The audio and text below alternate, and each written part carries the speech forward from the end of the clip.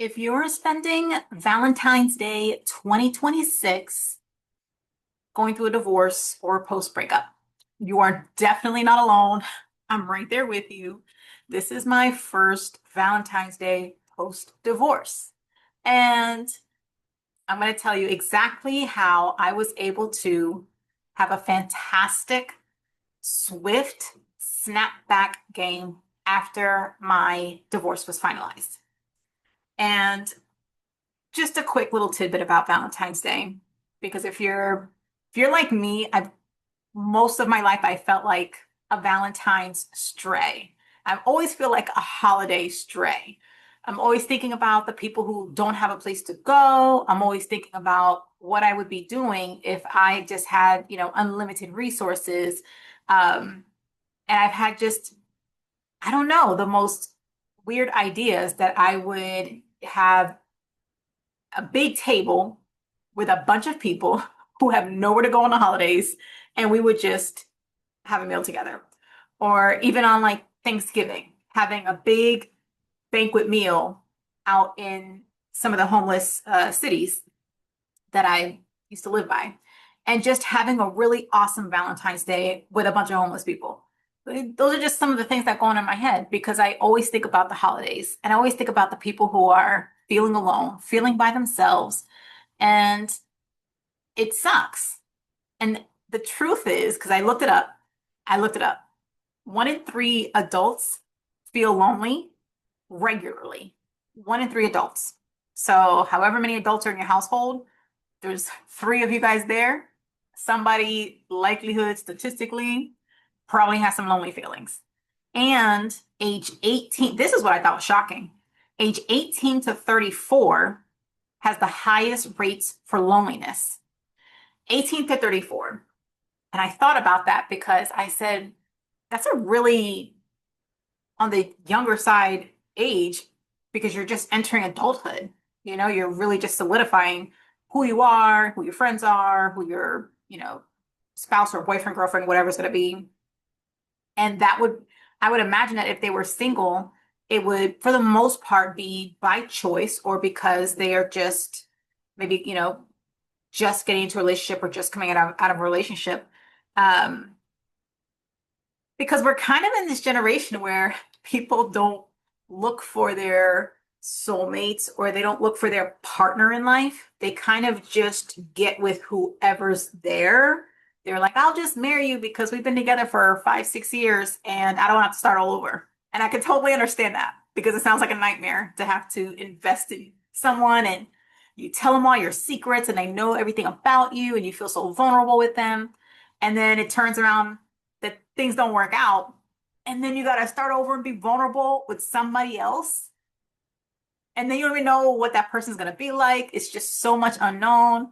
So I, I don't personally understand why so many people would not want to invest so much effort into selecting the right person first rather than just, getting married because it sounds right or looks right, or, being in a long-term relationship just for the sake of being one, or getting knocked up and then feeling like you're obligated to be with your baby mama or your baby daddy. Just saying. But 18 to 34, it's no wonder why these next two are pretty high. 45% of adults are single.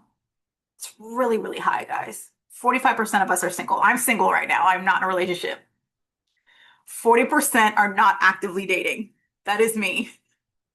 That is me. It's been, let's see, August, 6 months, and I could, date if I wanted to. But I gotta be honest, when you go on these dating apps and these low effort folks on there, and I hear it's the same way for guys, so I'm not gonna say it's just guys, but men are the hunters, they are the leaders. So, some guy comes in my dating app and they're like, hi, I swipe left and I block them, I don't even answer, I don't even respond. If they don't introduce themselves to me, I don't even bother. And I hope you don't either. If you're a girl and you're reaching out to a guy first, unless it's just like a like or something. I just feel like it's just so problematic. I feel like the guy is supposed to be the leader. He's the head of the household. It's just ordained by God. That's just how he made it. That's just how it should be. But I digress. But it makes sense that 40% of people are not actively dating because we're really just done and over this whole makeup, breakup, toxic relationships. You're with somebody, but you feel miserable. Or if you were like me, you feel like you get really sad, cry one day. You're like, oh my God, is this the best that it's ever going to get? This is like, it's never going to be better than this because it just seems so mediocre and something's not right. Something doesn't make sense. It's not clicking. It's not aligning like you thought it was going to. So, and also Valentine's Day is obviously the top five emotionally triggering holiday, which makes sense. I mean, number five is kind of low. I'm surprised it's not like number three, but I know there's Thanksgiving and there's Christmas and New Year's. I thought it would have been more emotionally triggering than New Year's, but apparently it's not. So I don't know. I'm gonna have to research that one a little bit more because I gotta be honest, I really didn't believe that. Maybe that's like an old stat, but these are supposed to be current, so I don't know. But yeah, if you're by yourself and you are celebrating or not celebrating Valentine's Day 2026, that is okay. But I'm hoping by the end of the video, you will be celebrating Valentine's Day. If you're going through a divorce, if you're going through a breakup, if you're going through some piss poor situations, some toxic craziness, if you just feel like down in the dumps, maybe if you're single and you feel down in the dumps, I'm hoping that by the end of this video, you might just find a reason, even if you're solo, writing solo, just like me, you are going to feel a little Valentine celebration spirit. So I wanted to share about my divorce because I know people look up Misery Loves Company and they love sharing their, sad stories because they want to relate to people and everybody be like, yeah, girl, that guy was a dirtbag and blah, blah, blah. They really do that. And it's a real thing.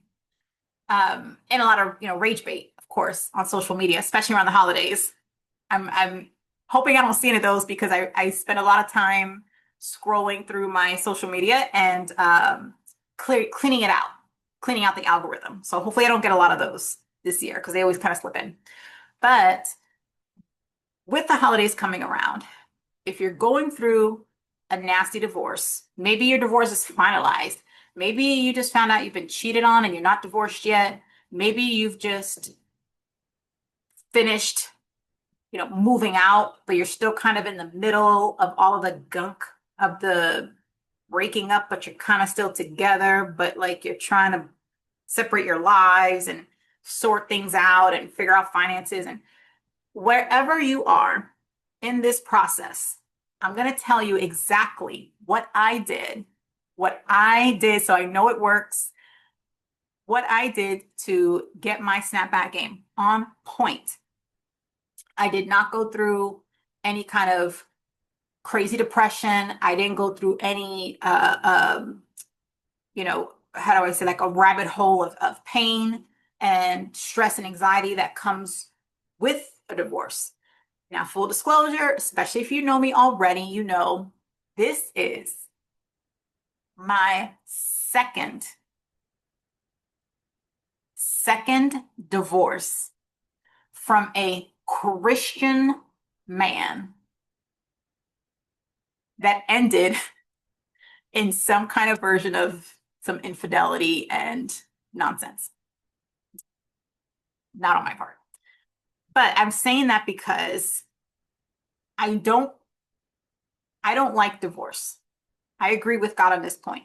I don't like divorce. I hate divorce. Divorce sucks.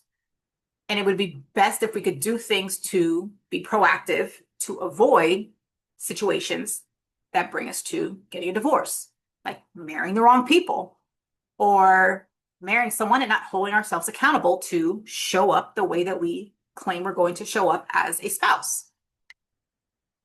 And people often forget. And a lot of times they stay in really toxic situations and toxic marriages because they think they have to in order to be a good Christian, or they want to feel like they've disappointed God. That was me the first time around. They don't want to feel like they disappointed God. They don't want to feel like they ruined their testimony for Jesus. They don't want to feel like a sinner. And what they don't know, and you can look this up yourself because I'm not making this up. God is the one who created divorce. And I'm not lying. I can't even make this stuff up. I'm telling you. I'm totally burnt in hell if I start like misrepresenting the Bible. God made divorce. And he specifically said he made divorce because men on earth, not men like males, but he's saying men like man on earth are evil. And sometimes divorce is required. So I need you to sit with that. You're not a failed Christian.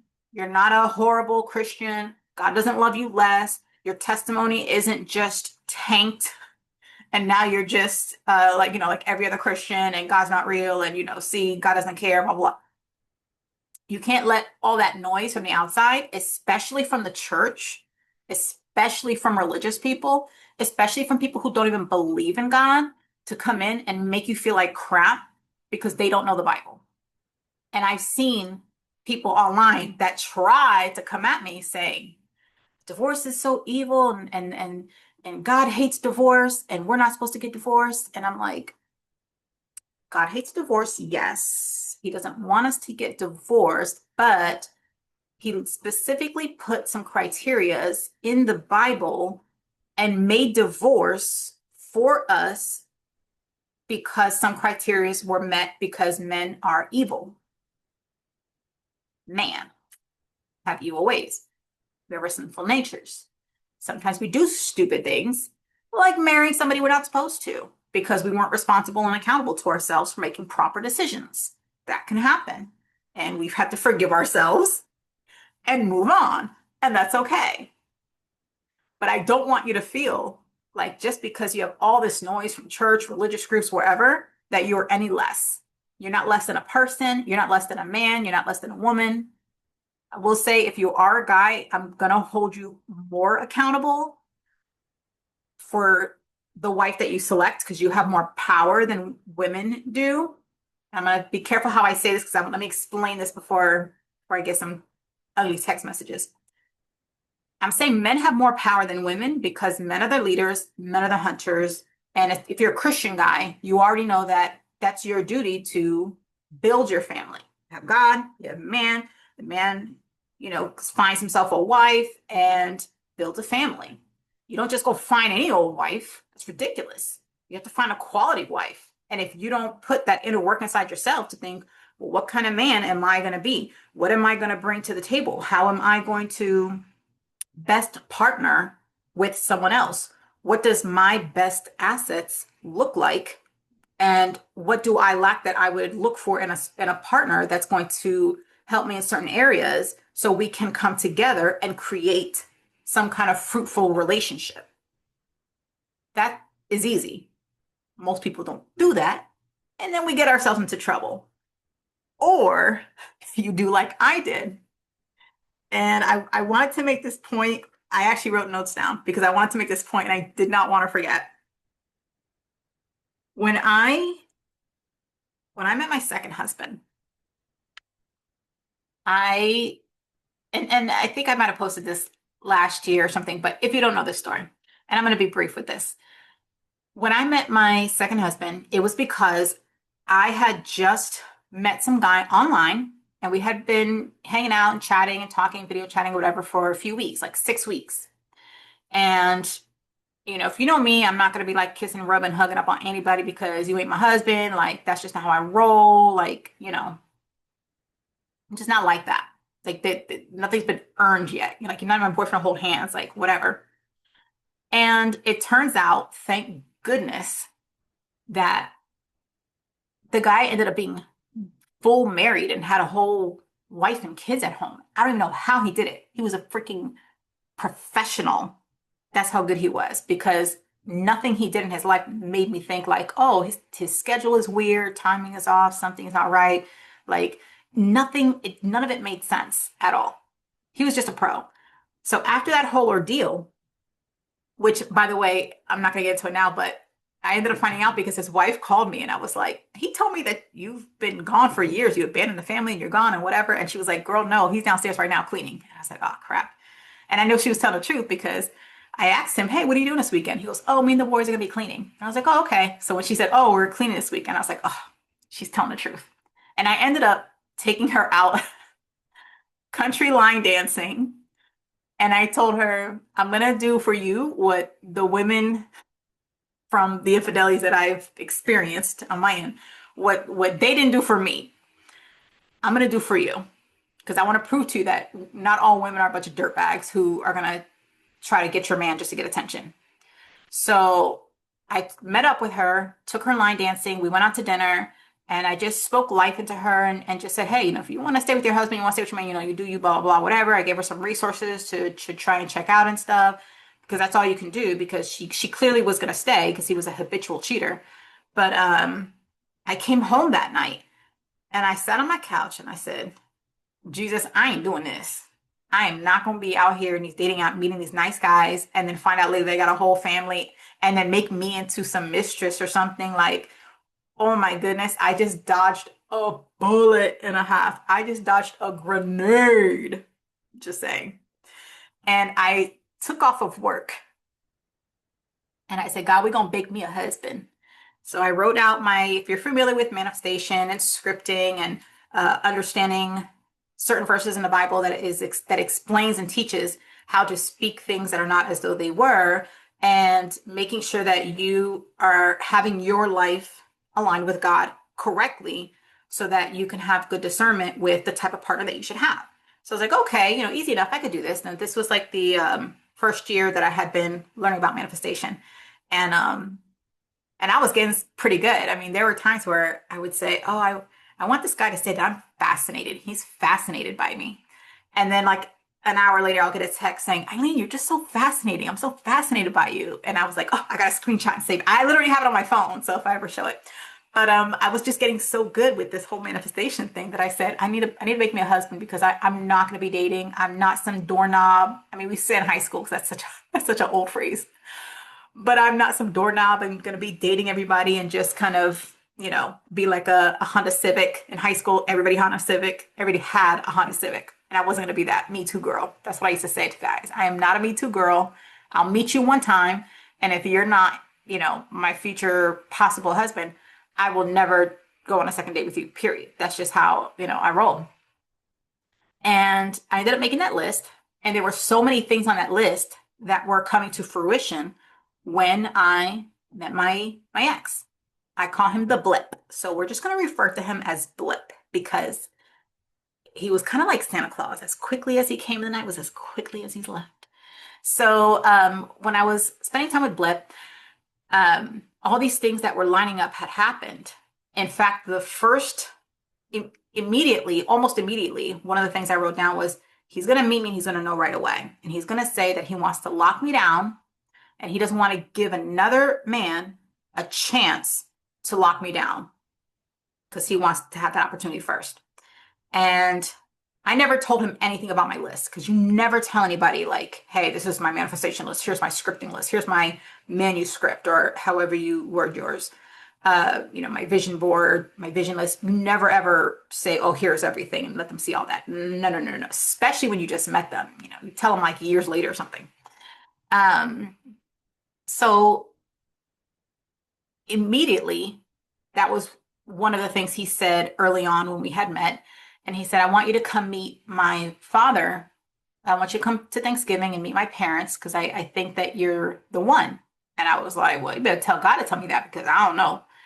And one of the things on my list was early on, he's going to introduce me to his family, his friends, and somebody extremely important to him. And when I went up there, I ended up meeting his family for Thanksgiving, of all things. I had only known the guy for like a couple of weeks. I met his family. We went to a Friendsgiving. And then he took me to church where I met his mentor that he had been working with for that year or so. And I said, oh my gosh, all these things on this list is happening. It's really specific. There were more specific things that happened, but that was just kind of the gist so you have an idea that, the ball was rolling in my head and I was like, I think this could be, let's see. Okay. kind of a thing. But the note that I wrote down that I had to make sure that I hit with you is you can make all your list all you want, and you can have all these desires, and there's nothing wrong with having desires because even God says He'll give you the desires of your heart. As long as you're aligned with God, that's then your desires will be aligned with Him too. So you don't have to ever be scared of your desires. But the devil also knows exactly what you want, and he knows exactly what you're trying to do. And the reason I'm saying this is because there are safeguards that we do have, that we should have, and that a lot of times we don't really pay attention to or focus on. Because this is what messed me up. This is what messed me up when I was manifesting my husband. I had a list of non-negotiables, and he hit up against a couple of them. Old Eileen would have said, and I would have been out. Done. Done. But instead, I ended up saying, oh, but he learned so much and this happened and all these things. And I started doing what some typical girls do sometimes, even some guys do it sometimes too. We start justifying, oh, but it's okay because look at all these great things about this person. And as time was going on, it wasn't a long time, it was a short time. And we had a very short courtship. We were not boyfriend and girlfriend. We did not date. We were literally, just so you understand, interviewing each other for the position of each other's spouses. He was interviewing me and I was interviewing him.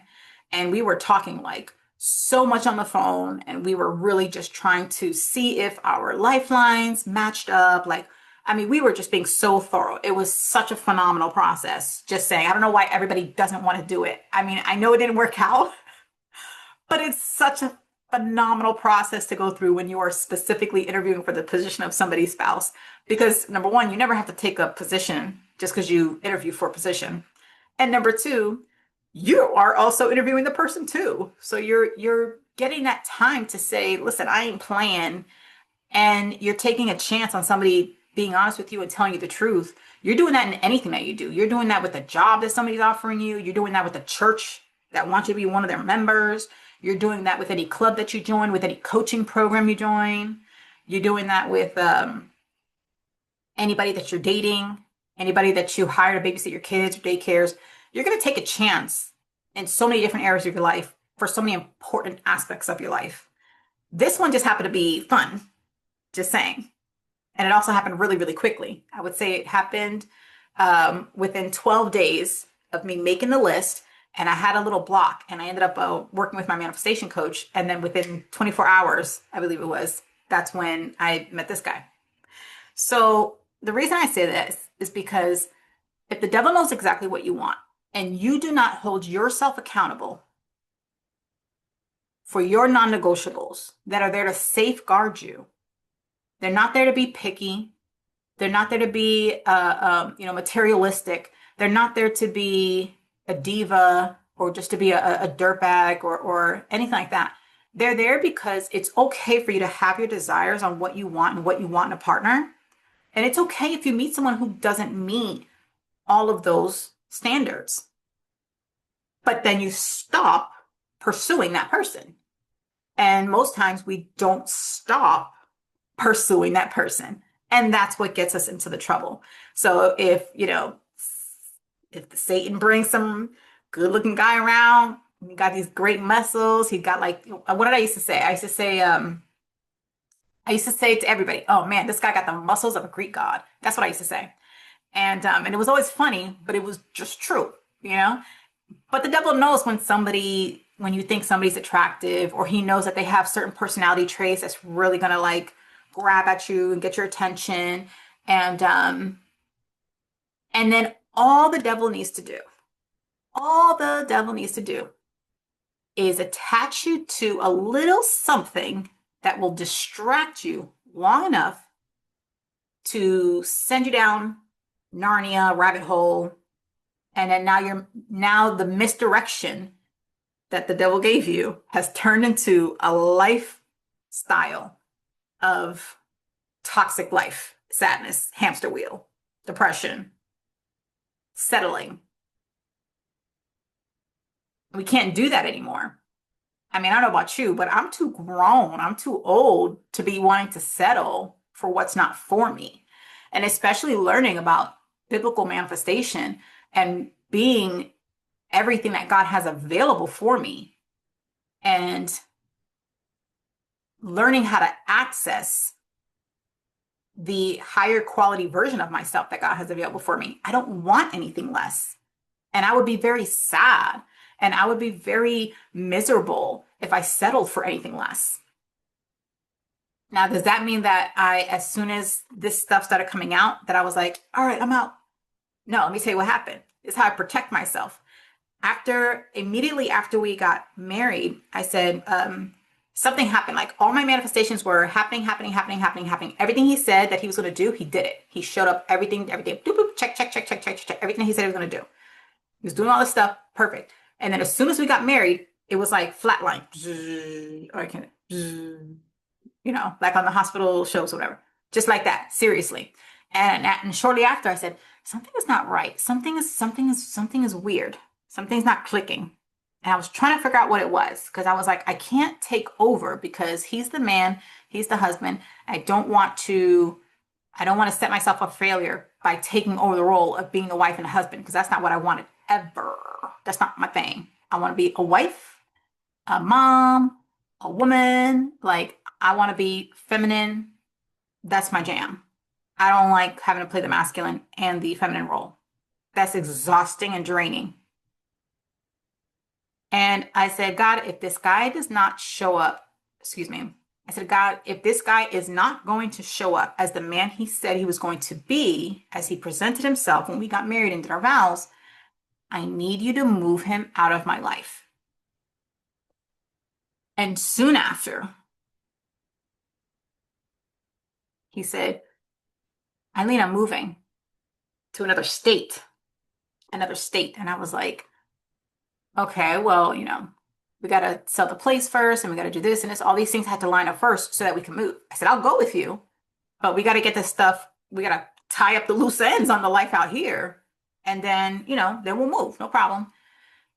But the loose ends weren't getting tied by the man. And he said, I'm still going without you and you can just come whenever. And I was like, this is a horrible idea. And when he said, I'm moving, I'm leaving, I just took a second. I believe I was at work the next day and sitting on my computer. And I said, oh, crap. Because I remember saying to God, if this man is not going to show up as the man he claims he was going to be, the husband he was going to bring to the table, then I need you to move him out of my life. And then the man says, I am moving to another state, come whenever. And there was no set plan in place where he took control of making sure the loose ends got tied so that I could go with him. And I had to, in that moment, decide if I was going to cry, be a sad wife, and chase and beg for him to, not go and not leave. Did I tell him I think this was a stupid idea? I absolutely did. I said, this is a horrible idea. This is not going to go well. I don't know what you're thinking. This is a terrible, I mean, you don't leave your spouse. This is not a situation where he was like in the army or doing something dramatically important or, doctors overseas or Doctors Without Borders or doing something that requires some kind of sacrifice for like the better good of humankind and mankind of something somewhere. This was not that. This was just like, oh, I just got a different job. I'm just going to go. Hope you come. It's all right. A lot of married people don't live together and it's that whatever. And I was like, ew, barf. I just think that's so gross. I feel like the max nights you should not spend the night with your spouse should be max of 3. If we're not sleeping in the same bed together for more than 3 nights, I'm gonna be questioning why are we married? That's just me. I just don't believe in it. I don't think it's healthy. There has to be a really, really purposeful reason why a man and a woman wouldn't be living together. And then I know there are situations, like I said, sometimes someone's in the army or sometimes someone is doing some different kind of occupant. Their occupant depends on them doing some going away sometimes. So I can understand those certain situations, but just not living with somebody just for the sake of it, just cause that's just stupid. That's just dumb. So I said, okay. So of course I cried and I said, I want you to know when you leave me, I will cry for one day. This is what I said to him. I will cry for you for one day and then I'm going to be okay. And that's exactly how it happened. Because the day he left, I cried, all the ugly cry. Like, I hate you. I can't believe you're leaving me. I can't believe it. Okay. Totally cried. In the back of my head, I knew it because I said, God is moving him away. There has to be a reason. And I have to trust because I asked him to do it for the better good of me and my life. Especially because the flat line after we said I do and the weird way that everything just flatlined and nothing happened. Nothing he said he was going to do happened. It was really, really bizarre, like so bizarre because it was do, go mode. And all of a sudden it just turned into I'm just doing this for me and I'm out and that's it. And it was just like a weird roommate kind of situation. It was just really weird. It just didn't make sense. We don't see the signs or we choose not to see the signs and then we get mad later. Or then we go like on a whole spree of, oh, this person is a terrible person and this now blah, blah, blah, and stuff. But the truth is, if we just would have took a pause and say, is if I wrote out my life and what I would want it to look like, does this person even match up with what that would be? And most of the time, in my experience, when I'm talking to people, the answer is no. The answer is like, well, I wish we could do this and this. Well, I wish we could do that and that. Okay, but why are you? Let me give you an example real quick. This is a side note, but this is real story. This is real stuff. I have this buddy, and he's a very fit dude, like fit. And he likes girls that are fit. But he'll date girls that are not fit. And then he'll crush their self-esteem by complaining to them about them not going to the gym or about how they eat or how they, are not taking care of themselves a certain kind of way. And I'm like, bruh, just date someone who is fit. Stop dating girls who are not fit and then breaking their spirits and making them cry and hurting their hearts and giving them low self-esteem because you're trying to help them be somebody that they're not trying to be. If you like someone fit, there's nothing wrong with that. There's nothing wrong with that. But go date somebody who is fit. Date somebody who is compatible with you. That makes logical sense to me, but apparently it doesn't make logical sense to them. But that's okay.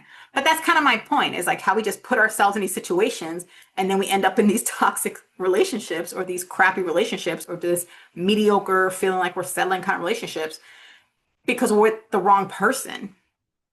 So when he left and after the day that I cried, I just kind of had to put myself in this mental zone for several months because it was almost a year that neither one of us filed for divorce.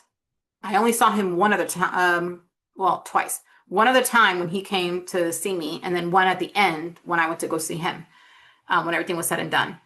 But I just felt like I just need to focus on being okay for me. And I need to dress cute for myself. And this is when I was still married. I wasn't dating anybody, but I had to dress cute. And I was a great receiver of compliments. If somebody want to give me a compliment, oh, you look so cute. You look so good. Oh man, you hot fire today. Thank you. Thank you. Yes, I will take it. Thank you. Yes, yes. Thank you. Oh, okay. I will absolutely take compliments from anybody. And I'm a gracious receiver now of compliments. And you should be too. Don't say, oh, well, no, we don't do that around here. You be a gracious receiver of those compliments because you deserve them because they're speaking directly to the best you. Any compliment that you get is speaking to that best version of you. So I think for sure, if you're a woman and you are going through a divorce or you're going through a breakup or maybe you've just experienced a breakup, a divorce, or you're still in a rut or still feeling like crap or you're feeling lonely and single on this holiday, I definitely for sure think there are two things that you should do. And the first one is get yourself a nice pair of jeans.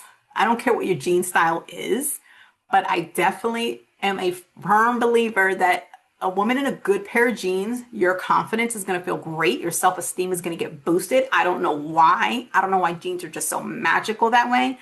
But it's like no matter what size you are, you could be like skinny mini or you could be plus size. It just doesn't matter. You can put on a pair of jeans and raise your vibration, raise your frequency, and just feel so great about yourself.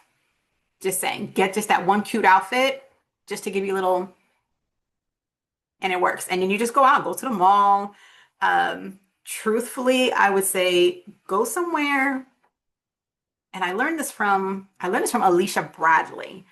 Go somewhere really nice, like let's say a really expensive hotel. And even if you can't afford, you know, eating at the restaurant, you can just go sit at the bar or and just get a drink, get a coffee, bring a book with you if you like, or just go and order a salad or just an appetizer just for like a chill, relax. But just being in that environment where it's, a little more luxury, a little more tended to you, how they take care and how they treat their clients, their customers, and get taken care of. That it's just a requirement for that type of environment to just be taken care of and just be treated with a higher level of lux. And you can do that all by yourself. And I've heard people say, Eileen, I don't understand how you can just go wherever by yourself like it's no big deal. And I can't speak as to why that is, except for the fact that I really, really, really just think I'm just such a freaking awesome person. I just really do. I just really like myself, even in my darkest days, my darkest moments in life. I always felt like my life sucks and I'm an awesome person and my life sucks and it doesn't match who I am and this world just doesn't even deserve me, even at my worst. So I don't know if that has something to do with it because I just don't feel like I'm a boring person. I just really like myself and I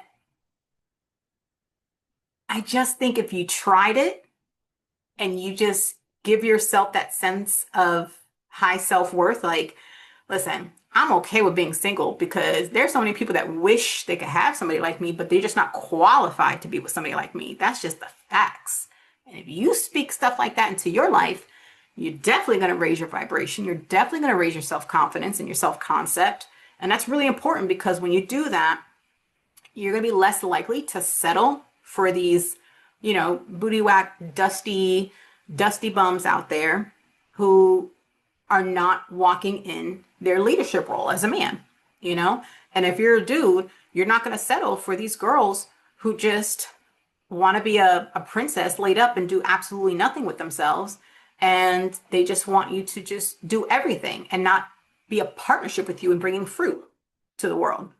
Your relationship should always bring some kind of fruit going on. There should be some kind of plan in place.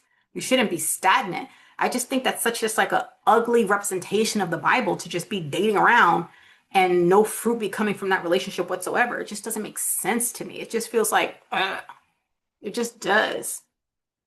So we have to stick to our non-negotiables. That's for sure. We have to get our jeans. The other one I'll tell you later. But we have to get that nice pair of jeans so we can raise our vibrations. If you're a dude, just get that one dapper outfit, that one spiffy outfit that makes you feel good. And do the same thing. Go to a nice hotel, sit in the lounge, order a nice coffee, order a really nice dessert. Just enjoy your own company. And you can, even if you're writing on your iPad or reading a book or spending time with yourself, by yourself in front of people, I guarantee you most people are going to be like, oh my gosh, that person could be by themselves. I wish I could do that. That's how a lot of people think. I didn't know that. I just thought it was dumb. I was like, what do you mean you can't go to the movies by yourself? No, I don't have anybody to go with. You're sitting in a room in the dark. Like, you can't go to the movies by yourself? I would think this stuff. But I have to be able to understand other people's perspective that it's not fun or it's not comfortable for them. It's not enjoyable for them. So do a little something by yourself, even if it's not on Valentine's Day per se, if you don't want to like go out and be inundated with, all the huggy face, kissy poo all over the place, that's okay. That's okay. You can still stay home and do something cute for yourself. Like I'm here by myself. I got my cats and I got these balloons. Of course I got them for this show or whatever, but like I have my niece is coming this weekend and my mom is coming by and I'm like, "Oh, well, it'll be so cute just to give a little Valentine's Day vibe here." So I can put these in the room when I'm done with this. But yeah, it just come up with something. It could be a movie that you want to watch. Um, if it were me in a very, very lonely moment, dreading Valentine's Day, what I would say is to do, actually, I'm going to hold off and tell you at the end because I literally wrote it down and I'm already jumping ahead because I just love talking so much with you guys. All right, so we're sticking to our non-negotiables now because we know the devil knows our desires. We're getting our genes. The divorce will run down. You kind of have a gist. The man is gone. And this is a really important side note. I'm about to save you guys years of pain. I'm about to save you guys years of possibly accidentally settling down with the wrong person. Are you ready? You should probably get it. I should probably make you pause this so you can get some pen and paper and write this down. I really do. If you don't write this down, I'm probably gonna be so upset. I'm not really, but here's the thing. If you really, really, really want to know if your man or your woman is a dirtbag, this is how you can tell. Are you still attracted to them? And some of you can say, like, their looks, that don't make sense. No, because here's the real underlining secret when you get like down in the nitty-gritty of attraction. You can meet some, nerdy kind of guy, and they come in, they just treat you like gold. They respect you. They open doors for you. They speak to you with respect. They don't cuss at you when they talk to you. They have intelligent conversations. They can teach you something. They elevate your room when your space, like your atmosphere when you're around them. You feel like, yes, like I feel like, my whole body's like lifted because this person's around it. And I love the quality that they bring to my space, to my life, right? And then all of a sudden, you look for that person. You want to see that person's nerdy face. You want to see that person's bald head.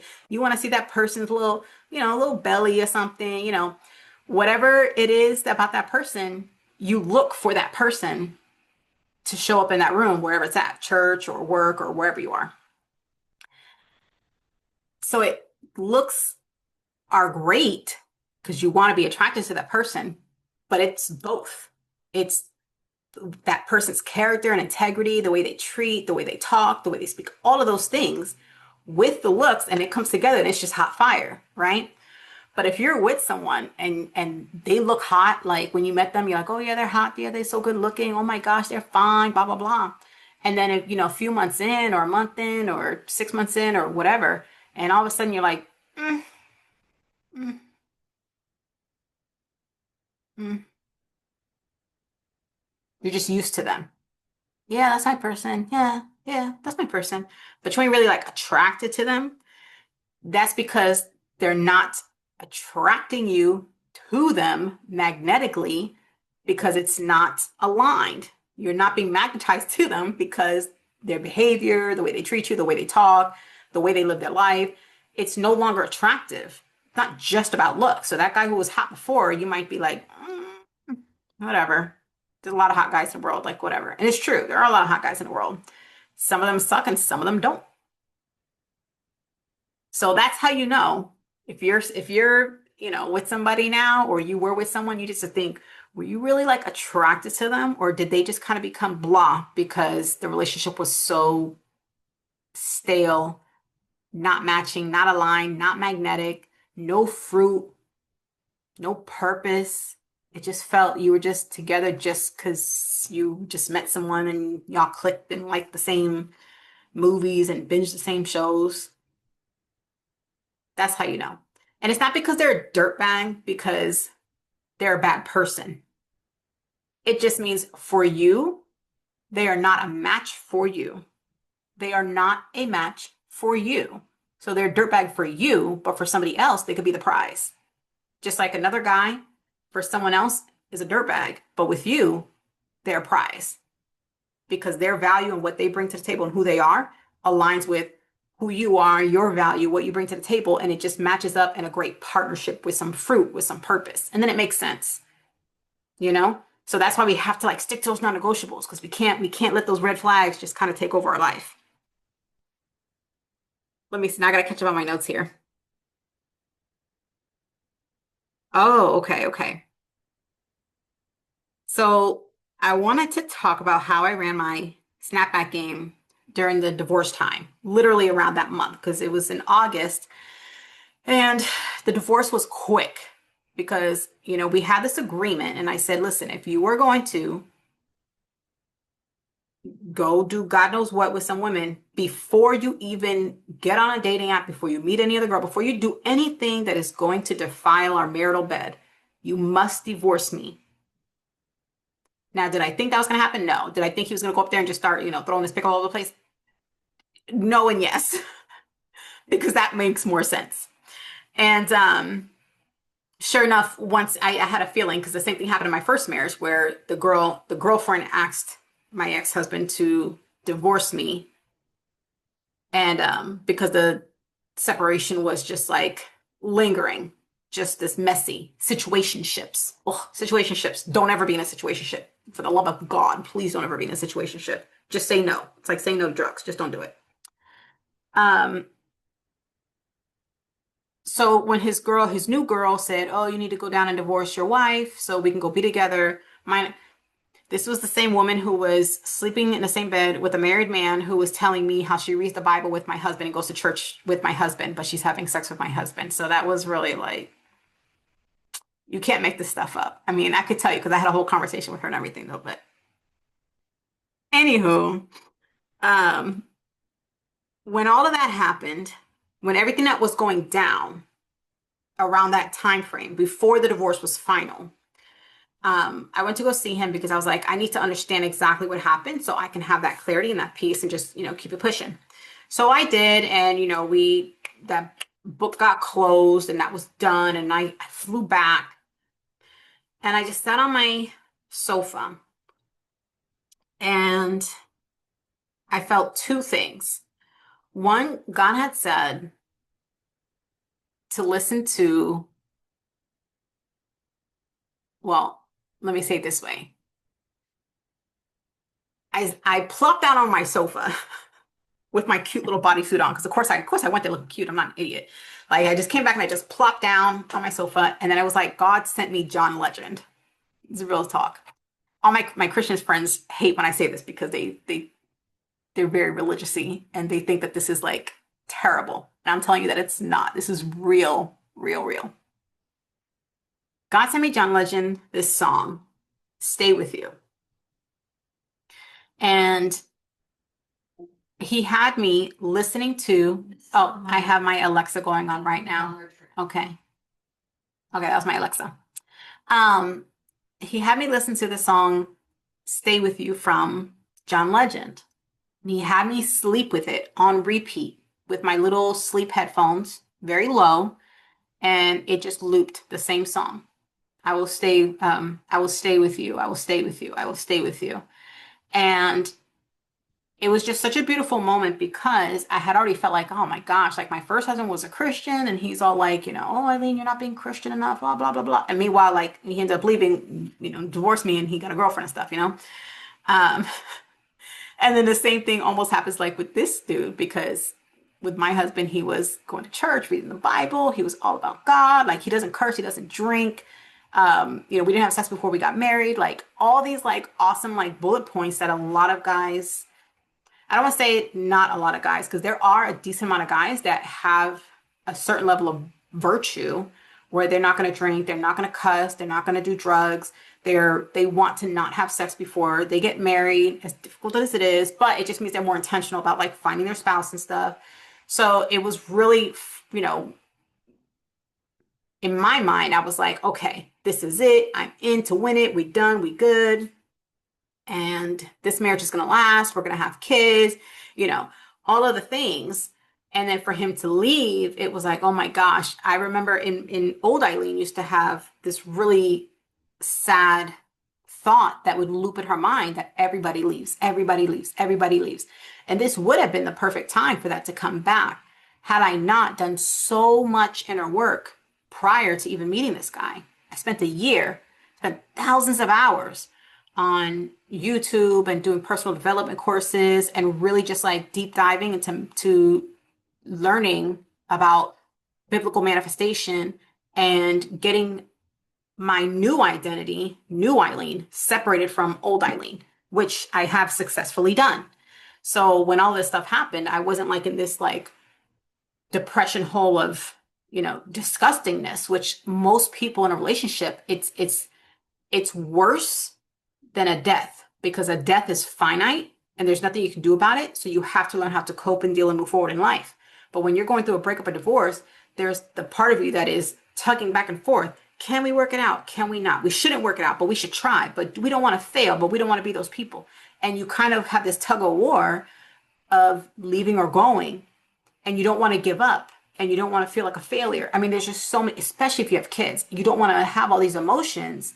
But the truth is, if you know who you are and if you know where your value lies, it is so much easier. It was so much easier for me to say, ah, crap. Well, God, I told you if he's not that person to move him away. And if he's not that person, that means that he tried to hijack my wish fulfilled, which I don't appreciate. He tried to hijack my future. So I have to be okay that he's going to go. And the likelihood is we're going to end up divorced. He's going to leave. The likelihood of him coming back was pretty much zero at that point because I knew once I said that to God and God did it, there wasn't going to be any backtracking, like some miraculous thing where he comes back or this and that, whatever. That's God's not the God of confusion. So I had that song on loop that I listened to and it helped me so much. And I want to say for about a week, I had that song and I would just listen to it over and over and over again because all I kept thinking was, there's going to be a time now that this man is out of my life, there's going to be a time where that future supernatural husband is going to come in, who's going to know all about biblical manifestation. He's going to be down with the neuroplasticity. He's going to totally get me and all of the other things I have on my list, that I'm going to be the one on his list because he's going to be intentional on what he's looking for, but that he's also going to have done the work on himself to know exactly what kind of partner he wants and what he's looking for. Also, he's going to be a husband before he's a husband. He's not going to be a great courtship before we get married. He's going to be a husband and display his husband abilities to take me on as a wife before we get married. And there are so many different aspects of somebody behaving like a husband before getting married. So all I kept thinking in that song was, okay, that guy is out there. And when that time comes, I'll know he's going to stay with me. He's not going to Christian fiction me. He's not going to hijack my future because I'm just a good woman who he knows he can trust and I'm not going to screw him over and stuff. So I'm going to trust that. The other thing I did, and this was all within that same week of getting divorced. And mind you, yes, some could say, well, you got used to not being with him because he didn't live with you for several months. So it was easier for you to kind of heal and get over it. But even from that day when I said, I will cry for you for one day and I will not cry for you again, I will be okay. Even at that time, I was not spiraling or losing my mind or having these really ugly moments. I just kind of had to remind myself, if he doesn't show up as the husband he says he is, that means he is not the person. And I have to trust that. And in the long run, he showed to be exactly that, not that guy. And he didn't come back. It was just like done. It was like, I don't know. It was like he was bored one day. So he was like, oh, let me get a wife and then marry her and then leave. Like, it was just literally a blip. Like, even my family was just so confused. It was really, really, really, really weird. But I digress. The week we got divorced, I used ChatGPT. If you're going through a divorce, if you're going through a breakup, if you're feeling crummy about life, if you're feeling lonely, especially around holidays, I 110% suggest that you take a ChatGPT account. It's free. and you do some things here. You're going to dump however you're feeling. Blah. Get it all out. All the good stuff, all the bad stuff, whatever. Oh, I wish this, I wish that, blah, blah, blah. All the stuff that you're dumping out. And then somewhere, either at the top or bottom, just tell ChatGPT, this is all how I'm feeling, but this does not line up with the life of the best version of myself. And I want to be okay with letting that old me grieve and leave it behind so that I can leave room for the unfolding of what is for my life, what is for me. And if you do that, you're going to have this moment of, it's just going to be just that little bit of lightness that you're going to feel. This is true. You could try it. Do you have to dump everything? And then you just say that, and you'll have this little moment of lightness, because now what that little feeling is, that little exhale, that little relief moment, that's you giving yourself a wedge between the old you and the new you. And what you're going to do with that is you're going to take advantage of that wedge, and you're going to do this next thing. You're going to make a list of exactly in that moment what your ideal dream relationship would look like. And you could do it one of two ways. You're going to think, what does my dream life look like with this person?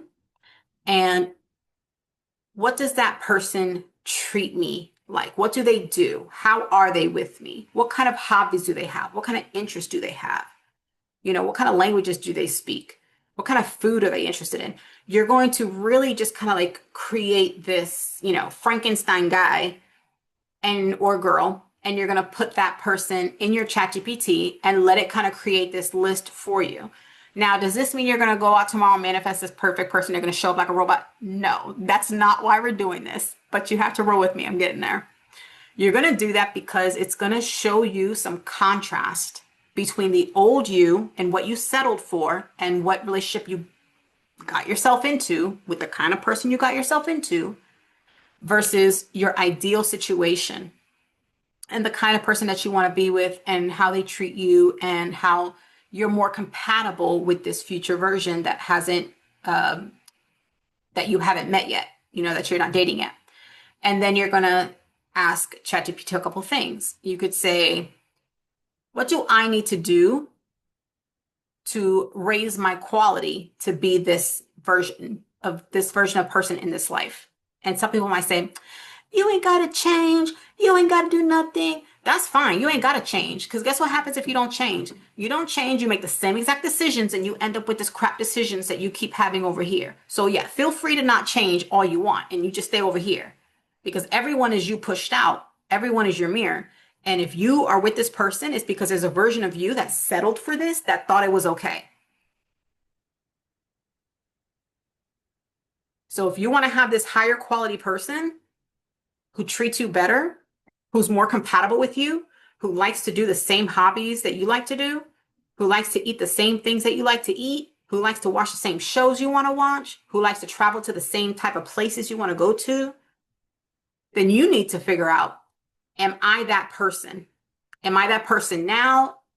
Am I that person in the future? Like, how close am I to that person?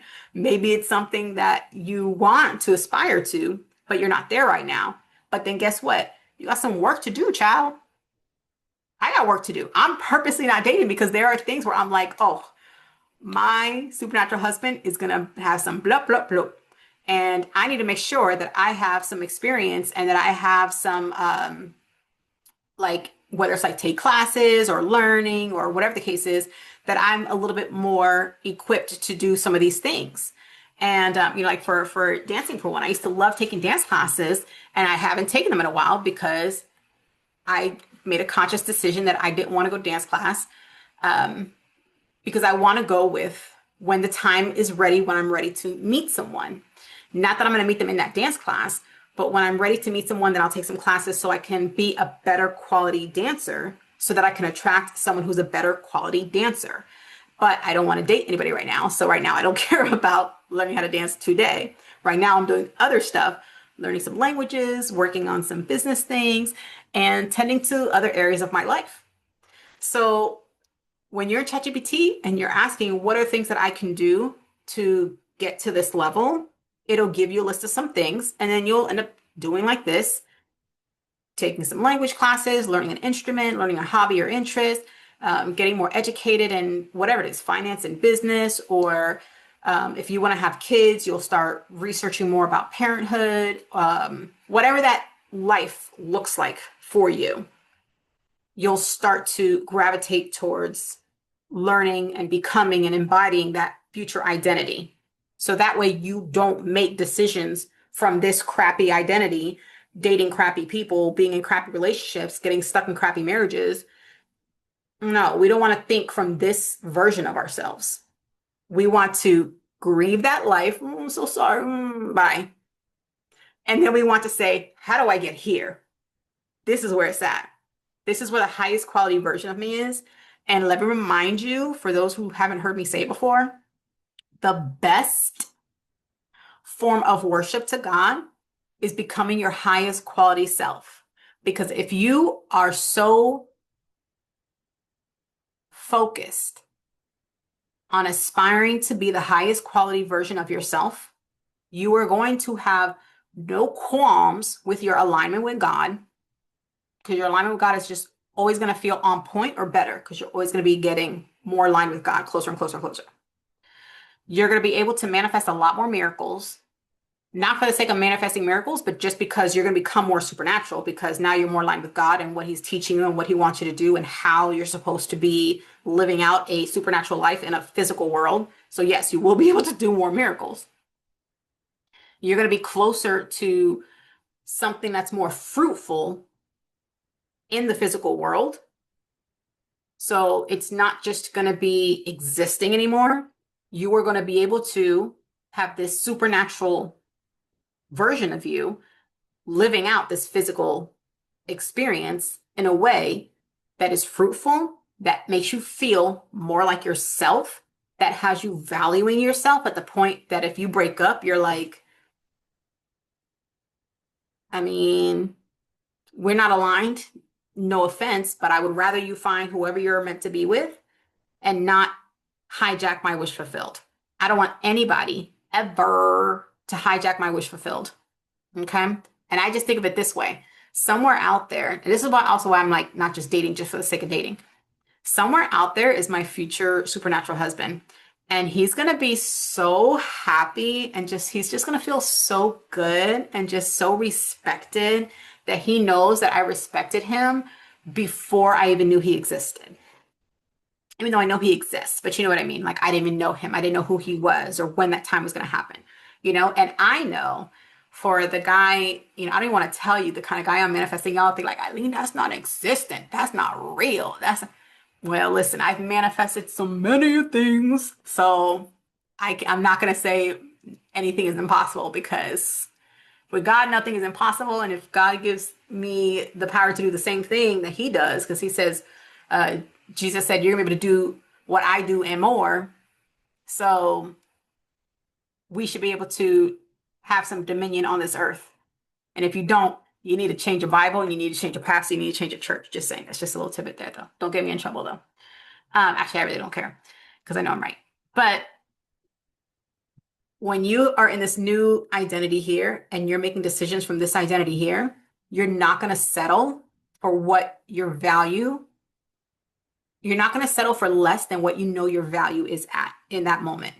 And that's in anything in life. Is that not true? I mean, let me know. I mean, you can put in the comments. Is that not true that you will make decisions? You will make all of your decisions based on the lowest, your lowest core belief about yourself. And if you believe you are just worth this amount, you're going to go for the jobs that just pay you this amount. Or you're going to accept people that are like, did you clock in for lunch for 31 minutes? It was supposed to be only 30 minutes. Like you end up with these low level people that treat you a low level kind of way. But when you know you have a higher quality value to yourself, you're not going to settle for those type of jobs or working for those kind of people. You're going to say, oof, If I'm in a situation now, what's next? Something next is coming. It may not happen instantaneously. It may not happen like tomorrow. It may not happen a month from now. I mean, there are times where things were taking me a long time. In my mind, I get boggled sometimes like, how in the world did I manifest a husband in 12 days? I mean, I know how I did it, but how in the world did I do it in 12 days? But this other thing that I couldn't manifest my loud neighbors to move away. I couldn't. I was like, I knew I couldn't because my lowest core belief was like, God, I don't even care if these people just, I don't care if they get foreclosed on. I don't care if they win the lottery. I don't care. I don't care what happens. I just need them out of living there because I just need to get some sleep at night. Like I didn't care if it was good or bad. I just needed them to go. And I was just had such a low core belief about them. I could not manifest a good night's sleep for the life of me that I literally had to like sell my place at like a $40,000 discount just because I had to get out like ASAP. Like I could have made so much money off of it, but I was like, no, I gotta go. I told my realtor, just drop it. Just drop it. I just have to get out of here. I have to get some sleep. So, and now I actually get some sleep. It's been beautiful. You get a good night's sleep, life is so much better. Just saying. So we know that we're going to be using ChatGPT to help us organize our thoughts to separate the old version of you from the new version of you. I even wrote down I'm going to share this just because for some of you that are going through divorce or going through a breakup, your self-concept, your self-value your confidence could really just be piss poor right now. That's just the truth. That's just the truth. And if that's true, I'm really, really sorry because I don't wish that on anybody. I don't wish the wrong people being with each other ever. I don't. Like, I can be annoyed with my first husband, but I know like he didn't intend to marry me with like ill will. You know what I mean? Like he was just a really young guy trying to do like the churchy thing. And then when he realized who he really wanted to be, it was just more like I was collateral damage. So do I like hate his guts? No. Do I ever want to see him again and be his friend? No. But I really want him to be with the right person for him. And that's definitely not me, for sure. So, with this one, it was a little different because I felt like we were both older, we both had experience, and, we should have been making decisions from a more responsible place. But I can't even be upset with him to a certain degree because I neglected my non-negotiables. And if God gives me boundaries and non-negotiables, and He puts in my heart, like, you don't want to be with somebody who's like, kata, kata, kata, kata, and then I'm like, okay, well, kata, kata, kata, but no, I can't be mad at anybody else than myself for choosing to stay continuously in a relationship with somebody who has no business trying to pretend to even make an effort that he could level up to me and be my match. And it doesn't mean like, oh, I'm up here and he's down here. No, it just means like if I'm over here and he's over here and he's trying to be my match from over here, that just doesn't work. Do I hate him? Like he's not my friend. It's only been 6 months. You got to give me like a little bit of time. But real talk, like I mean, I don't want him to be with anybody because he needs to do the work on himself and just, learn to keep it in his pants. Be a faithful person, you know what I'm saying? But if and when that time ever happens, unless he just ends up with a girl who, she's two or something, because everybody's you pushed out. At some point, he's going to end up with somebody that is him pushed out. Just saying, that's just how life goes. For me, he was me pushed out in that I neglected those non-negotiables. And the manifestation of me allowing that to come into my life was, okay, girl, you're going to end up in a divorce. That's exactly what happened. So I had to be like, got it. And it was just so much easier to just focus on that future version of myself. And it made it that much easier. I wish you guys could be on a fly on my wall. So this was the list that I made right after divorce. I'm not going to read them all because there's like 40 of them, but I'm just going to read just a couple of them. And I had to kind of center myself and just say, okay, divorce sucks. This is my second divorce from a Christian guy who doesn't drink, doesn't smoke, doesn't cuss, and you didn't have sex before marriage, and you still ended up in the same predicament that you did last time. There must be something you didn't learn. But since you're in that boat of feeling like, ugh, your confidence kind of hits you a little bit like, man, it sucks. And you have that moment. So I wrote this to myself to remind myself that my focus is my wish fulfilled, is my embodying that higher identity of myself. So I wrote down this list. Now I'm free to marry. Now, was it like, oh, I'm free to marry, can't wait to meet somebody tomorrow? No, I wasn't writing this from a place of, oh, I'm so excited, let me go meet some hot guy. I was writing this from a place of setting the tone that I don't need to grieve about this situation. That was the whole point of why I wrote this list. So I wrote, now I'm free to marry someone who, dot, dot, dot. And then I proceeded to make a list, and you could even do this too. Now I'm free to marry someone who prays with me daily, values spiritual intimacy, feels responsible for covering us as a house, as a husband. I don't have any kids yet, but I'm gonna have kids. Thank God. I have always said my body will not respond to a man to have a kid unless he's gonna be my forever husband, because I don't want to bring kids into a broken home or broken family. I feel so strongly about that. I'd just rather not have kids than end up in a broken family, or have them end up in a broken family. Um, Now I'm free to marry someone who dreams with me, understands the supernatural, and is a conscious creator. Now I'm free to marry someone who plans meaningful experiences where we create happy memories, where we feel loved by clear efforts and thought of details. And now I'm free to marry someone who loves to dance with me. He feels so much closer to me. He's a great dancer, and he makes me a better dancer naturally. Um, all these different things that I have here. And I have things, on, it could be anything, things on appearance or hygiene, or now I'm free to marry someone who exercises with me and wakes up early in the morning and pursues discipline as a lifestyle. Now I'm free to marry someone who builds businesses, legacies, and movements with me, not someone who's, going to work so many hours a week and has no time for me. So it's really important that I'm building and growing with someone. And it doesn't mean that every relationship, like, oh, the guy should just be building this whole empire and like he has to make you a part of every little thing. It's not like that. But whatever we're doing with that life, we should be building some kind of fruitful thing together. So I just made like a bunch of like, things here, about eating healthy foods and wanting to have, kids, and just kind of like what our life would look like. And I wrote down 40 different things that were 40 different things that if I could make them a non-negotiable for what I could see that future looking like, if you can understand what I mean, then that's what I did.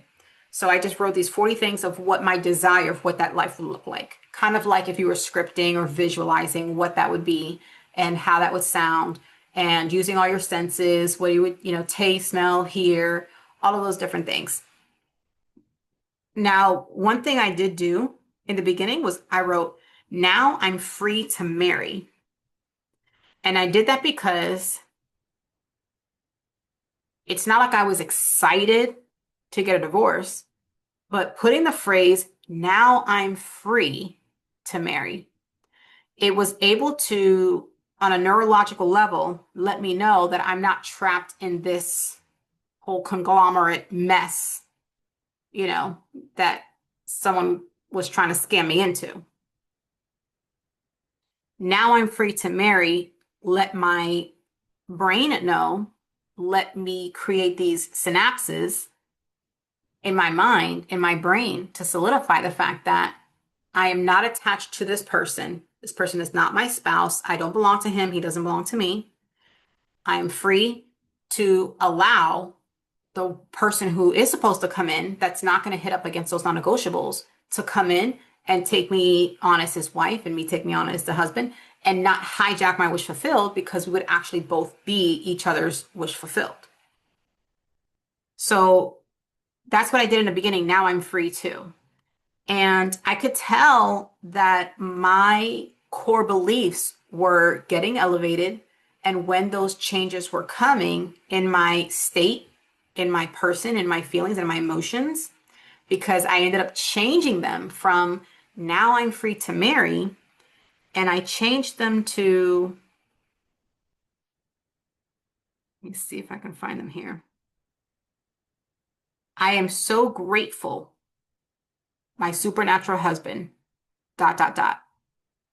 Now, these were some that I made after a little while, because I used to just say, now I'm free, now I'm free. And I would just read them over and over again just so I can like just feel good and feel centered and just switch from that old version of Eileen and move on towards the new version of Eileen, the new embodied Eileen, the new identity. And these were the ones when my core beliefs were elevating. This is the list that I made. These I can share with you. I'm so grateful. My supernatural husband is manifesting me right now. He's praying for my becoming. He's already grateful for me before we even met. He's ready to be a great receiver of my goofiness. He's tucking away romantic ideas for me. He's at he's at the ready to provide, protect, and profess all things Eileen. He's already a receiver of my creative plans and love gestures. He feels respected by me and is obsessed with my femininity. He's undistracted. He's undistracted and he is hunting for me in divine alignment. I haven't met him yet, but I know I'm a very lucky girl.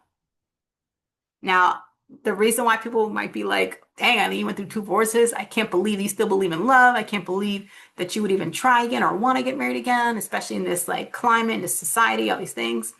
But the truth is, when I'm aligned with God and I know what I know, I can't not believe that these things don't exist. That doesn't even make sense. It wouldn't even align with somebody even calling themselves a Christian. You know, most people call themselves a Christian. Gotta be honest, they're really not Christian. They just, professing Christians, just like, oh yeah, I believe in God. But they don't really like know God. You know what I mean? So I know there's a super God, a supernatural divine God out there. And I know that Jesus came to earth to be this supernatural bridge from the supernatural to the physical, and then ended up going back to the supernatural and teaching us how we should be supernatural.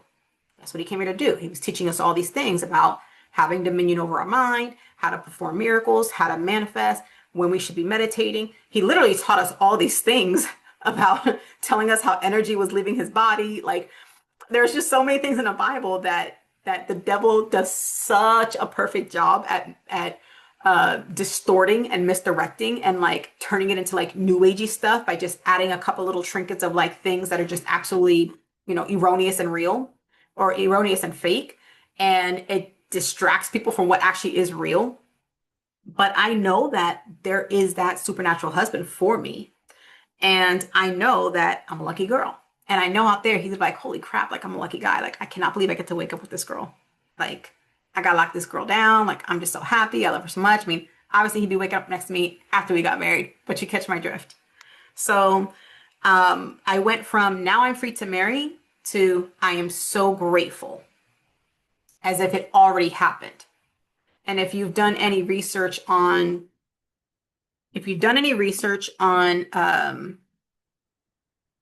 gratitude, because they're always like, oh, you have to be so grateful if you want things in your life to change.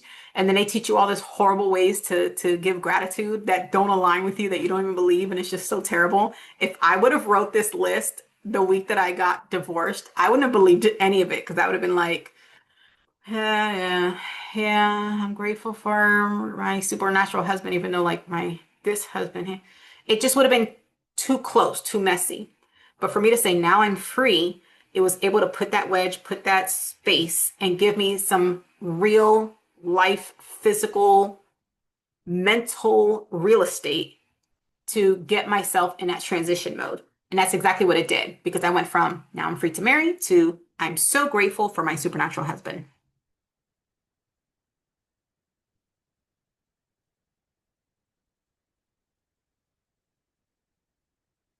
So we kind of went like I kind of already went over how to create the wish fulfilled. That's when I was explaining the ChatGPT to putting your list in there and asking ChatGPT how to get into that space. Um, you want to make sure that you close your chapters, of your old stuff. You don't want to have a bunch of like old pictures lingering. It's not going to help you. It's not going to make you feel better. Um, Especially if it's like a really, really tough, breakup or something. Sometimes some people are really good with breakups because they're just like, oh, well, it just didn't work out. That's just not my person. And they don't care if they have like pictures or stuff or memories or whatever. And that's, to each their own. For me, like, I don't want my future husband having a bunch of stuff from like exes and stuff. And he ain't gonna want, he's so jealous for me. He don't want nobody seeing pictures and this and that, whatever, all over the place. He's just like, nah, I ain't having that. So just want to make sure that you take some time and clear out your life, clear out some of those old things that you don't need to have anymore. And one of the things that I actually was trying to figure out because, and I wore it right now, some of you might be like, oh my gosh, I have my ring. This was actually my, let me see, this was my wedding ring. I love it so much because I did not want a diamond. I was like, dude, do not get me a diamond. If you know me at all, do not get me a diamond. I'm not a Me Too girl. It just doesn't align with me. It has to be a gemstone. I mean, I would have been okay with whatever he got me, but I was like, you ain't got to go through putting me with a diamond because that's just, mm. I like something a little more special, a little more. And this one was like, I mean, I love it. It's absolutely stunning. I totally get like Cinderella vibes, you know? And then I have like the band here too, just for the sake of showing it because it's so pretty. I don't even know if let me see if the camera will catch it. Maybe not. So I got this cute ring. There you go. So I got this cute little wedding band ring and I don't wear it though, even though like it's really nice diamonds and it's like super, super cute. But I was trying to figure out like, man, what am I gonna do with this ring? Because some of you guys are like, what in the world do I do with my wedding ring? Do you sell it? I did go back to find out like how much I could just trade it and get something else. But then I was like, but if I trade it and get something else, I'm just gonna look at it and I'm gonna know like, oh, I got these earrings when I traded this thing. And it was just gonna have that reminder anyways. So I came up with what I'm gonna do. And you might think like, that's a stupid idea. That's crazy. And some of you might be like, interesting. So if you do have a comment, you can feel free to leave it. I think what I decided to do that's going to make me feel good, because I was telling the lady at the jewelry store, I said, I really love this ring. It's just so pretty. I just hate that when I look at it, I remember where I got it from because the blip was so quick that it's not attached to the marriage. It's attached to somebody that tried to hijack my wish fulfilled. Somebody who wasn't responsible as a man to say, let me not pursue this woman if I'm not going to be ready to be a husband, if I'm not going to show up the way I'm supposed to, or whatever the case is. So I was telling her, like, I love this. I could just like wear this all the time. I mean, I don't, but I was like, I could just wear this all the time because it's just so pretty and I love it so much. I just hate that I have this freaking like memory attached to it. I know I keep showing you guys, but it's just so pretty. It's so Cinderella. It's huge. It really is. I mean, I guess maybe it's like, I don't know. I love it so much. And then I finally had this, and I said, you know what? I remember once upon a time when we were younger, when I say me, I mean like in my generation, my area, that they had this thing about girls wearing like a promise ring or something, kind of like a promise ring to God or something. And or like a dad would give his daughter a ring, and then when she would get married, the guy would replace that ring. And I kind of had this moment where I was like, I think my supernatural husband, when we go through our courtship, because I don't be dating, so I ain't got time to be dating.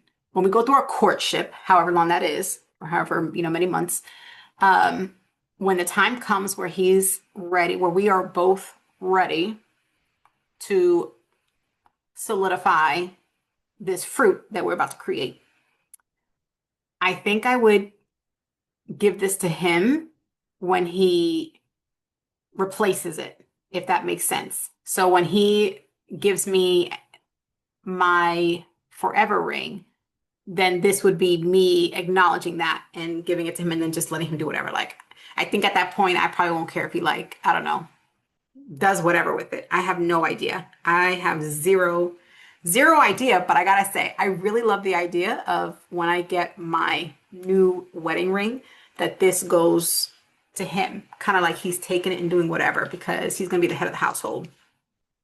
And I'm gonna get to be a woman, a wife, and a mom, and wear high heels and not have to be the man and the woman in the relationship because ain't nobody got time for that. So, anyways, that's my whole gist today. That's really all I had for you guys. I'm seeing if there's anything else. I think that was everything. I know that holidays can really be kind of piss poor crappy. I know it can be lonely. I know it can just feel like you are just sick and tired of seeing all the people in relationships all around you and you're just like waiting for something to happen. But you got to remember two things. One, most people, most people have not made a conscious decision to determine who the best partner would be for their life and who they would be a best partner for. Most people just end up together with someone out of convenience and, you know, cute meat, whatever they call it. So I don't want you to feel down just because you're seeing all that around you. And if it's too much to watch a cute, Valentine's movie or Hallmark movie or, whatever, then that's okay. What I would recommend is consider doing a meditation. Um, it could be either like a hypnosis. They're free on YouTube. You could either do one on hypnosis or you can do one for affirmations and that it'll just speak life into you just so you can receive it and embed it in your nervous system and really just make changes in your brain on a neural level. You want to build as many synapses. I'm not going to get into synapses right now, but you want to build many synapses. It's just like kind of like muscle memory. We'll just go with that. You want to build as much muscle memory in your brain for the positive things that you're working towards in your future and just let that excite you that like this divorce sucks. This breakup sucks. But what's coming my way now, if I was still with this person, I would not even have like a clean road for God to bring me whatever is coming my way in the future. So I need to make sure that I ready myself because when I'm readying myself and focusing on myself, I know that it's going to come when I'm ready, when the time is right. So I hope that brought some hope and some peace of mind. And I really hope that inspired you guys to get your jeans, get your cute dapper outfit, take yourself out somewhere nice and cute just to give yourself a little elevation feel, little elevation vibes. And also to make your list, get your dump out and make your list for your future identity. And then asking ChatGPT to help you map out a list, whether it's free stuff or whether it's, paid classes or paid lessons or, getting a life coach or business coach or manifestation coach or whatever it is that you're trying to do to get yourself elevated. But really, really, really think about what is that highest quality version of yourself and then just go for it and screw anybody who tries to tell you different. Bump them. Don't even let people with low level thinking and low quality actions deter you from this highest quality version of yourself that God has available for you. That He's like, it's right here. All you have to do is just take those little steps and I'll meet you up here somewhere with all of this whole unfolding that I have for you. And let me tell you one more thing real quick before we go, because I had this today. Um, God made man on the sixth day, right? And I want to make sure that I say this right before I get myself in trouble. Hold on. I'm going to be very careful with my words. Um,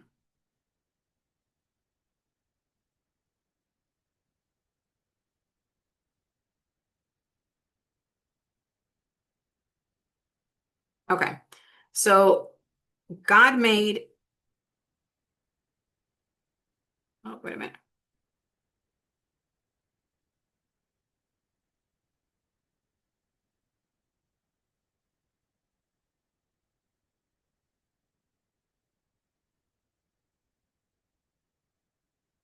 Okay. Cool, cool, cool. I want to make sure that I said it right. So day 5 he made sea creatures, and then day 6 he made the animals, and then he made humans.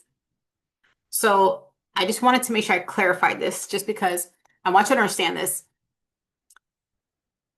God made humans last, right? He made humans last and then he rested. He made humans after he made everything else. And I want you to take this in. God made humans after he made everything else, after making the earth, the water, separating the sky, stars, sun, everything, grass, trees, birds, land, animals. All of that happened on days 1 through 6. And then at the end of 6, then he made humans.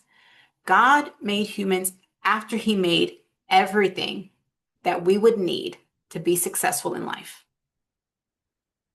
Everything is already there. And it's up to us if we are going to take advantage of it and not be accountable for ourselves and, go eat a bad apple, eat the evil tree, eat the tree of eat the tree of life and death. It's up to us if we're just going to just see all of this and say, I'm just going to go do this one thing. There's 100 things for me to do over here, and I got accountability. I got a whole life over here, but I'm just going to go do this thing over here and just screw it all up. You can do that. But my point is, God made humans at the end because he already made everything that we need. There's nothing on this earth that is here that we don't need for us to be successful. The land, for shelter, food, water, animals, which at the time of creation, humans were not eating animals. Just saying. That was not till after the flood. But I want to encourage you that if you feel like this is just who I am, this is just my life is just kind of this way, I just want to encourage you that God already made everything that you need to be the best version of you, for you to be successful, for you to thrive in this world, in this physical life.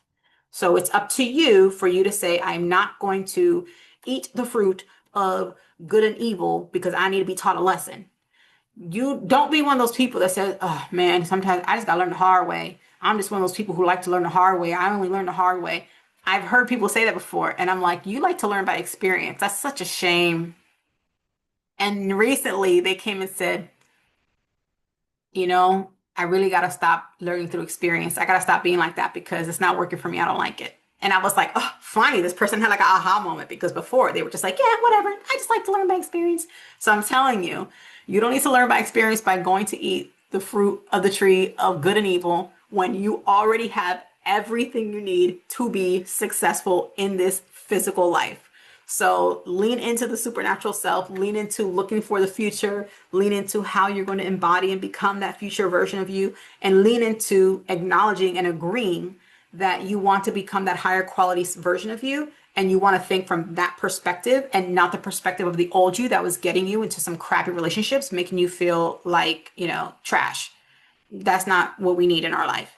So whether you're a man or a woman, everything that you need to be successful comes to you quickly. It is available for you. God has it there for you. You just have to allow the unfolding. You just have to believe it. You have to acknowledge that it is there. And all you just have to do is take those little mini steps just to keep getting forward and forward and forward till you reach that destination of that version that you're trying to be. I mean, I'm still doing it now. I feel like we're probably all going to be doing it, till we die.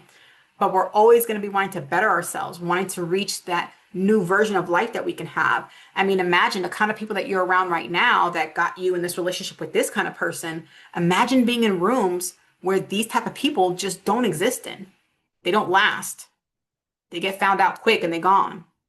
Imagine being with higher quality people that are looking out for you, where you have better vision, you have better sight, you have better boundaries and better non-negotiable skills with yourself, that you're going to see the red flags and you're just going to cut it and be done, for a man or for a woman. I don't want anybody, man or woman, to be with somebody that they're not meant to be with. So go far, go high, live your best version, high quality version of yourself. And if you don't know what that is, use ChatGPT to help you out. If you still don't know what that is, you can send me an email or reach out to me because my contact information is in my channel. So that's all I have to say. Happy Valentine's Day, guys. Have a fantastic Valentine's Day. And if you choose to have a great Valentine's Day manifesting your best future, I would love if you would come back and just either send me a message, send me an email, put a comment, like this long video that I created, and And I'll see you in the next video. But have a fantastic Valentine's Day. You're awesome. You're amazing. You're fantastic. You have everything that you need to be successful.